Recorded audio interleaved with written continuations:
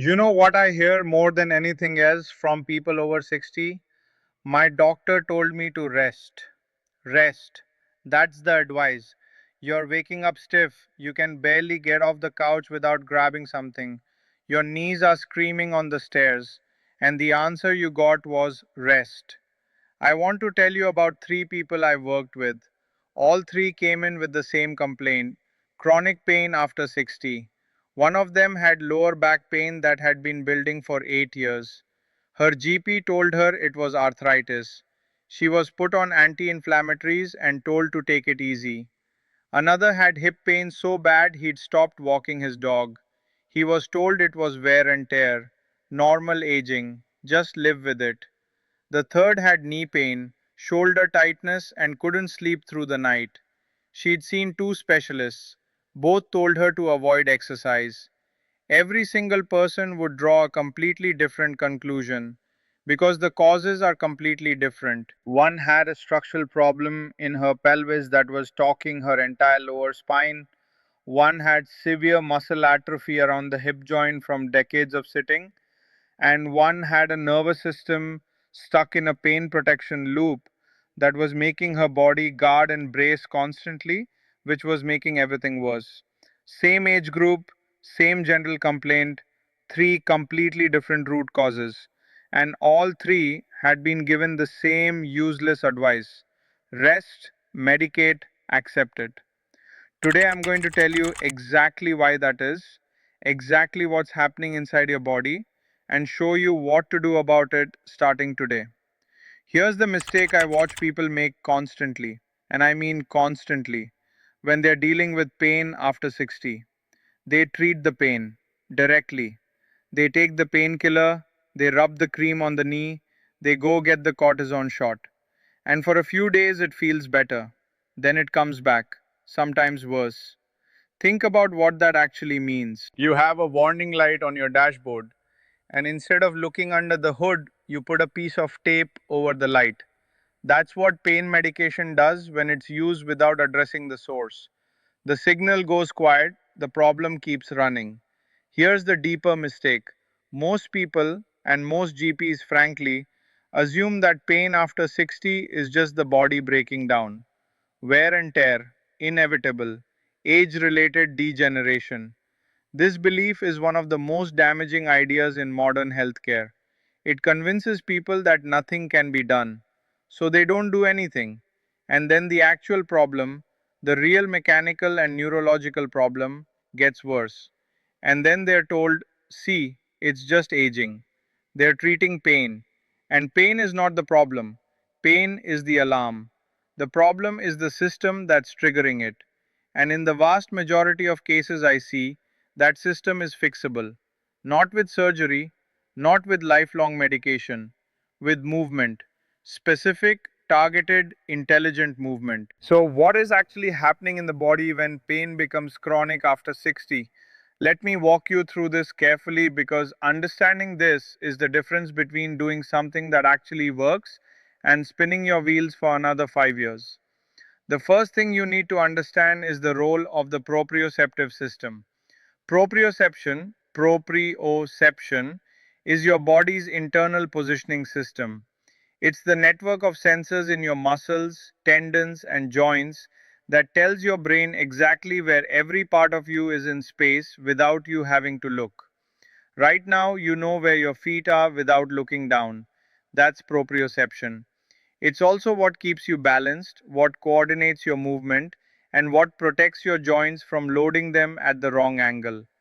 Here's the critical fact: proprioception degrades significantly with age. By the time most people are in their mid 60s, they've lost somewhere between 25 and 40% of their proprioceptive sensitivity compared to when they were 30.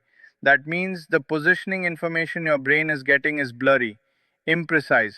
And when the brain gets imprecise information about where the body is, it does something very predictable. It tightens everything up. It increases muscle tone across the entire region to protect the joint. Because if you don't know exactly where the knee is, the safest thing is to brace it, always. That chronic bracing is a huge source of pain in older adults. Not arthritis, not bone damage. Protective muscular tension driven by a nervous system that's lost confidence in the accuracy of its own data. Now, layer on top of that what happens to the deep stabilizing muscles. The muscles that don't move the body but hold it in alignment while the big muscles do the work. The multifidus in the lower back, the deep hip rotators, the intrinsic foot muscles. These muscles are incredibly sensitive to disuse. They are the first to switch off when you become less active, and they don't just switch back on when you start moving again. They have to be retrained deliberately. When those stabilizers go offline, the body compensates. The big surface muscles, the hamstrings, the hip flexors, the lower back extensors, take over jobs they were never designed to do. They become chronically overloaded. That overload creates micro damage. The micro damage creates inflammation. The inflammation creates pain. And the pain creates more guarding, which shuts down more of the deep stabilizers, which creates more compensation, which creates more pain. That slow chronic reduction is exactly what produces the symptoms I just described. Here's a number that puts this in perspective. Research shows that inactive adults over 60 lose approximately 3 to 5% of their muscle mass every decade after 30. But that rate accelerates sharply if the deep stabilizers are not specifically targeted.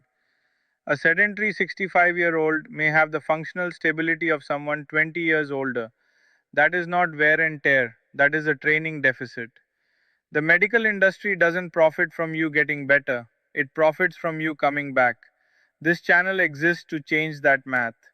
If this is the first video you've seen from me, subscribe right now, because there is a lot more where this came from. Now, here's where it gets important.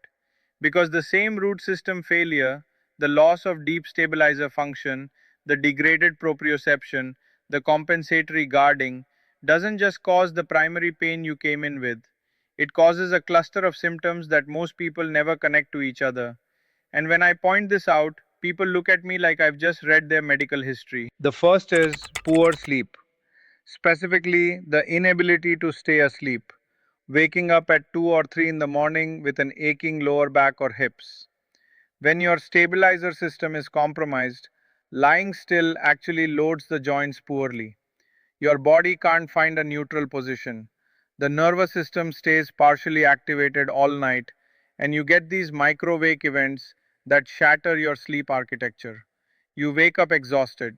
You're told it's insomnia. It's not, it's a mechanical problem. The second is balance problems. Not falls necessarily, but the feeling of being slightly unsteady, reaching for the railing on stairs automatically, feeling unsure on uneven ground. This is direct proprioceptive degradation. The brain's map of your body in space is degraded. Your balance confidence drops, and then you move less to avoid the risk, which accelerates the atrophy, which makes the balance worse. The third is what I call diffuse tightness, the feeling that your whole body is just stiff. You wake up and everything needs to be unlocked, quote unquote, before you can move normally.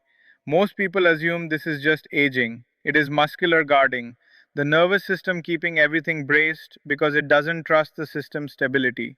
You can reverse this, it's trainable. If you recognize yourself in any of those, stop and take that seriously. Not as a reason to panic, as a reason to act. I want to tell you about Margaret. She was 67 when she first came to see me. Her main complaint was left hip pain that had been building for 3 years. Her GP had diagnosed her with hip bursitis, inflammation of the bursa, a small fluid filled sac over the hip, and she'd had 2 cortisone injections. They helped for about 6 weeks each time. Then the pain came back. What Margaret had never connected, she also had chronic lower back stiffness every morning. She'd stop sleeping well and she'd quietly stop walking more than about 10 minutes at a time because it just became uncomfortable. She thought these were three separate issues. She was 67. She assumed this was just what 67 felt like. When I assessed her, her hip abductors were significantly weak. The gluteus medius, the muscle on the side of the hip that controls pelvic stability when you walk, had almost no strength or activation on the left side. Every time she took a step, her pelvis dropped slightly to the right. loading her left hip bursa repeatedly, thousands of times a day. That's why the cortisone kept wearing off. We were reducing the inflammation caused by the faulty movement. We were not fixing the faulty movement. We worked on deep hip stabilization, pelvic alignment, and proprioceptive retraining for 8 weeks. By week 4, her morning stiffness had almost completely resolved. By week 8, she was walking 40 minutes daily with no pain. Her daughter called her and asked what she'd done differently. She seemed lighter, moved differently. Margaret told me that comment meant more to her than anything a doctor had ever said. That is what restoring deep stabilizer function looks like in a real person. Now I'm going to show you the 5 exercises. Only these 5. I'm not giving you a 20 exercise program. I am giving you the 5 that address the root causes I just described. Do them in this order every single day. Block 1 addresses the root structural problem, the deep stabilizers and proprioceptive system. Exercise 1, the dead bug. I know the name sounds ridiculous. The movement is one of the most important you can do. Lie on your back. Bend your knees to 90 degrees, feet off the floor, arms pointing straight up at the ceiling. Now, here is the key principle. Before you move anything, you press your lower back firmly into the floor and you keep it there for the entire exercise. That is the deep core, the transversus abdominis and the multifidus, activating to stabilize the spine. Now, slowly lower your right arm behind your head and extend your left leg toward the floor simultaneously. Do not let the lower back lift. Return. Switch sides. I'm going to show you exactly what this looks like. The movement is slow, controlled, and the effort you feel is deep in the core, not on the surface. If your back lifts, you've gone too far. Smaller range. The most common mistake is rushing this. Slow it down to a 5-second count each direction. Exercise 2. The wall sit with toe lifts. Stand with your back flat against a wall. Walk your feet forward and slide down until your thighs are parallel to the floor, or as close as you can comfortably get. Hold that position. Now lift your toes. All 10 toes off the ground, pressing the heels down. Hold for 3 seconds. Lower. Repeat. This exercise does two things simultaneously. It loads the quadriceps and glutes in a stable, controlled way, and the toe lift activates the tibialis anterior and the intrinsic foot muscles, which are critical for proprioception from the ground up. Your feet are your primary sensory interface with the ground. Most people over 60 have almost no awareness of what their feet are doing. This rebuilds that. The common mistake is letting the knees drift inward. Keep them directly over the second toe throughout. Exercise 3. The side lying clamshell with heel pressure. Lie on your side with your hips stacked, knees bent to about 45 degrees. Now press your bottom heel into the floor firmly before you move. Keep pressing throughout. Keeping your feet together, rotate your top knee open toward the ceiling like a clamshell opening. The movement is small. The muscle working is the gluteus medius, the hip stabilizer that Margaret had lost.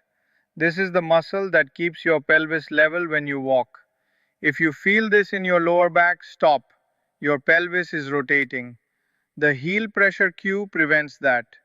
Most people do this exercise passively and wonder why it does nothing. Heel pressure, always. Block 2 rebuilds the proprioceptive and neuromuscular system.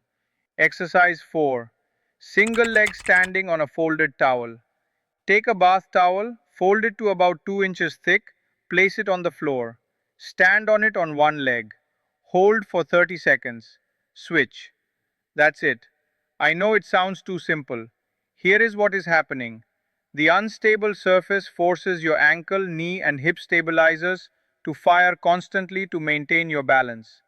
It is a massive proprioceptive training stimulus.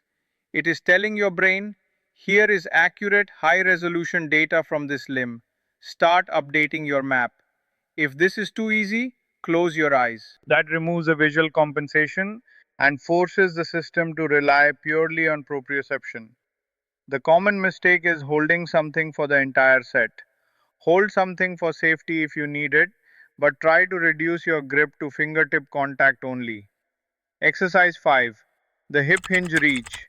Stand with feet hip width apart. Hinge forward at the hips, not the waist, pushing your hips back behind you as you lower your torso forward. Keep your spine long, not rounded. As you hinge, reach both arms forward. You should feel a strong stretch through the hamstrings and a deep activation in the glutes and lower back extensors. Return to standing by driving the hips forward, not by pulling with the lower back. This is teaching your body the most fundamental movement pattern for protecting the lower back in daily life. Picking things up, getting in and out of chairs, loading the grocery bags. Most chronic lower back pain in older adults comes from hinging at the spine instead of the hip. This reprograms that. The common mistake is letting the chest drop too fast. Eyes forward, chest leads, hips push back. Do this daily. Progress is fast because the proprioceptive and neuromuscular system responds quickly once the root cause, the stabilizer shutdown, and the sensory degradation is directly addressed. One more thing before I close. How you approach this does differ depending on where you are in this age window. If you are under 65, the deep stabilizer deficit is likely your primary issue. You can push the intensity of these exercises more aggressively and expect faster results. Often within 2 to 3 weeks, you'll notice real change. If you're over 70, the proprioceptive retraining, the towel balance work, the toe lifts deserves more time and attention. The sensory system has had more years of degradation and needs more patient, consistent input to recalibrate. How old are you? Leave your age in the comments. I read them. It changes what I tell you and it helps me build the content that actually serves this community. Here is what you take away from today. Chronic pain after 60 is not primarily caused by wear and tear or arthritis. It is caused by the loss of deep stabilizer muscle function and the degradation of proprioception, your body's internal positioning system. When stabilizers go offline, the big surface muscles compensate, overload, inflame, and trigger pain. The nervous system then guards the area, which shuts down more stabilizers, and the cycle accelerates. The solution is not rest, the solution is not pain management. The solution is specific retraining of the deep stabilizers and the proprioceptive system using targeted daily exercise. Your daily protocol: dead bug, wall sit with toe lifts, clamshell with heel pressure, single leg towel balance, hip hinge reach. Every day, 10 minutes. That's it. I'm Dr. Kalb. This channel is where I tell you the healthcare system makes money when you stay sick. It does not profit from your recovery. Remember that. If this helped you today, subscribe, like the video, share it with someone over 60 who is being told to just rest and live with it. Let's keep going.